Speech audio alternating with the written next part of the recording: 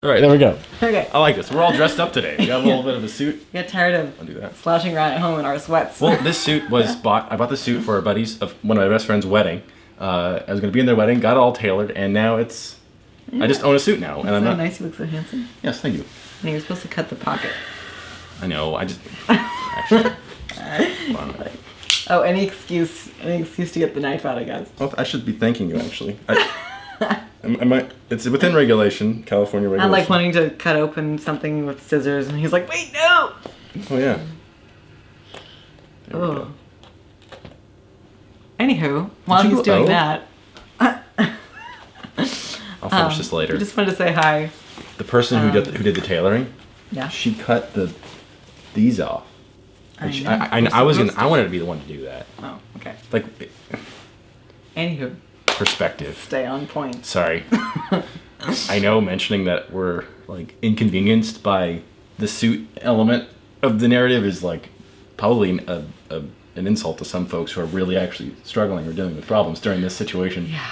COVID-19 has affected so many people on such a wide scale that we just wanted to say, just be an encouragement and say we love you guys. We love you. There's some other stories we have. A friend of ours. Yeah, it's so crazy. Someone we know who's pregnant with twins, she landed in the hospital because she was possibly going to early labor. She's okay now. She's okay, but her husband has a cold, and she has to be on bed rest for the rest of her pregnancy, and he can't be with her in the hospital. She's still in the hospital? Yeah. Okay, so it's crazy, like just stuff like that. Mothers are having trouble finding formula for their babies. What's other things that... Well, you were part of a social group that like a bunch of moms are a part of, and you're able to like communicate with each other. She's been able to help some moms that are earlier in their pregnancy or babyishness. How would I say that? Babies. Anyway, yeah, I didn't even think of that. So many. I'm sure. Hopefully by now moms are able to get their formula like that week and a half where it was crazy. They couldn't get their formula. Yeah. So it's Sunday, March 29th now, and yes, one of my sisters is graduating from nursing school at the end of this spring semester, or we're supposed to, and that's been discontinued and canceled. Weddings canceled, think lots of stuff. They might still be able to walk, but I hadn't heard. I still don't know the update. In light of all that, like on top of all that, like real struggles, people losing their jobs. You're probably not getting outside as much, getting as much fresh air. You're cooped up with people who you love the most, and they can also rub you the wrong way the most. Yes, sorry. No, this guy just gets antsy. Like when he's like not out doing stuff. Yes, I'm thankful. I'm still able to work, and the last couple of times the freeways have been wide open at 4 p.m. or 9 a.m. So I'm able to just fly to my stops. That's nice, yeah. But So we just wanted to talk about like how do you choose joy? How do you find your motivation? Yeah. Because it's so true. When you have suffering and weight and pressure, that's when your actual motivations come to light and fruition. We've noticed like when we're all of a sudden given all this huge amount of time, our real character shines through. Like, okay, how much are we gonna watch TV shows, or how much are we gonna just sort of entertain ourselves versus being productive? And I've actually discipline, really structure. loved a lot of time to clean. This is your moment to shine. I feel like you get a lot of awesome stuff done. You're a checklist person. I am. I like being productive, but at the same time, even I can be like, okay, I'm just gonna sort of sit here and entertain myself while Ridgely goes down for a nap, instead of, thinking of how I can reach out to other people or meditating on just chewing on. And scripture. not to say that like there isn't a time for rest and just being, hopping on your phone, do something fun for a few minutes. That's okay, but in what posture is our heart? Like, what are we worshiping? Are we worshiping entertainment and just sort of satisfying whatever fleshly desire comes to our mind? Or are we being intentional with our time? Right. So, what is this season accentuating?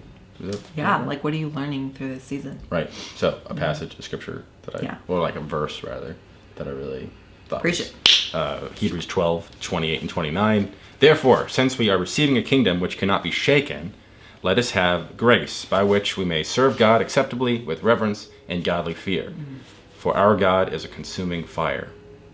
Dude, I don't know of any other philosophy or religion that like can actually handle the idea of suffering better No other religion can. Yeah. People have a problem with the God because of suffering and pain. Whereas if you're actually thinking through like that actually makes sense. Like if there is no God and he allows you to have free will and choice and live by your own consequences, and he's created a world that's fallen and rejected him, and he still comes in and wants to redeem that.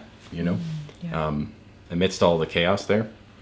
So that's the motivation that we should have or try to have is, look, we have grace and we have joy because of just sort of the promise that's there. Yeah. If I'm spending more time at home and my motivations are selfish and I want to just serve me, that's not a good combination for anything. So it's definitely it's vice versa. Yeah. Yeah. So we found it helpful to just really check our mindset. Go, okay, are we meditating like Colossians 3:1? Set your affections. The affections of your heart, set them on things above. So like, are we just constantly thinking about heaven, or is that just things that are like, my dad always said, ordinate entertainment. So, what's the iRobot? Blessing the other person. It's fun to go out of your way. Everything you see is a result of what is. Butchered the line. Go ahead. Well, anyway, like when you do the dishes for me, you know that it's just going to bring so much joy in my heart. You serve me in that way, or you're intentional to create an atmosphere of joy and energy in our home, and like, make me laugh. And change more diapers. Yeah, or when I bring you breakfast in bed or something. Something. It's just like those are things that we can really be intentional with and make this time more meaningful. Right. I'm looking here. We wrote a couple things that we appreciate. The technology, being able to FaceTime or communicate with family and friends. Yes. Like I imagine 6 years ago, like if this situation did happen, it'd be really different. Business being able to continue at the rate it has, even though some folks are saying it's crazy out there, but also like it is able to be strong for a lot of people because of technology. So no traffic. You said that. Yeah. Yeah. Well, somebody had mentioned the other day, and this is true. Is like the amount of traffic accidents that happen is reduced because there's less cars. And I think I briefly mentioned this, but basically this has also shown me how much something I've learned is I want to create more intentional margin in my life now, because I've noticed since I've had all this time and I'm not running out hither and thither, I'm not filling my schedule full of all these appointments and things. I'm more on top of my house, and I'm more on top of kind of one of my first responsibilities, honestly, as a wife and a homemaker, and I want to do that to the glory of God. So like I want to create an environment that's really welcoming and calm and peaceful and beautiful and clean. So it doesn't have to be perfect, but relatively. You're perfect. Oh, that's true. Discipline does equal freedom. That is definitely the case there. I know we're out of time. So next week, you want to talk about something in the next video. We're going to record Ridgely's birth story. So we planned for a natural birth. We hoped for that, and we were able to achieve that, a totally unmedicated natural birth, actually in a hospital, which is somewhat unique. So we want to share that story. It was a super positive experience to try to create more positive birth story content out there. Yes. So we love you guys. Hope all is well. Let us know how some of the stuff's affected you recently, or hasn't.